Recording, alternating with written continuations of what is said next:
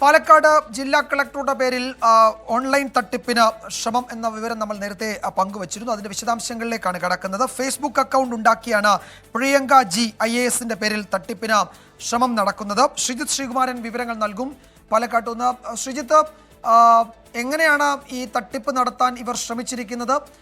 അതിന്റെ കൂടുതൽ വിവരങ്ങൾ ലഭ്യമാണോ? ഇതാരാണ് ഇതിന് പിന്നിൽ എന്നതിന്റെ സൂചനകളുണ്ടോ?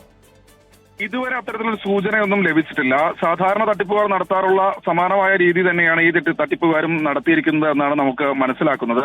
നെന്മാറ സ്വദേശിക്കാണ് ഇത്തരത്തിലൊരു ഫേസ്ബുക്കിൽ ഒരു മെസ്സഞ്ചറിലൂടെ ഒരു മെസ്സേജ് ലഭിച്ചത്. തന്റെ സുഹൃത്ത്, അതായത് ജില്ലാ കളക്ടറുടെ സുഹൃത്ത് ഒരു ഉദ്യോഗസ്ഥനാണ്, മിലിറ്ററി ഉദ്യോഗസ്ഥനാണ്.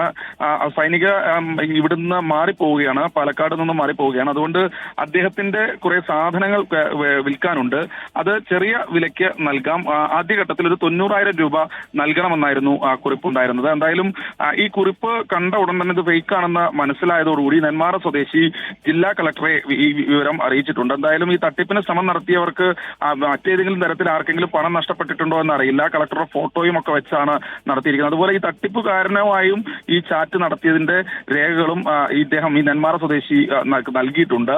എന്തായാലും ഈ വിഷയത്തെക്കുറിച്ച് പോലീസിന് ഒരു കംപ്ലൈന്റ് ആയിട്ട് ഈ ഒരു ഘട്ടത്തിൽ ഒരു പരാതിയായി വന്നിട്ടില്ല.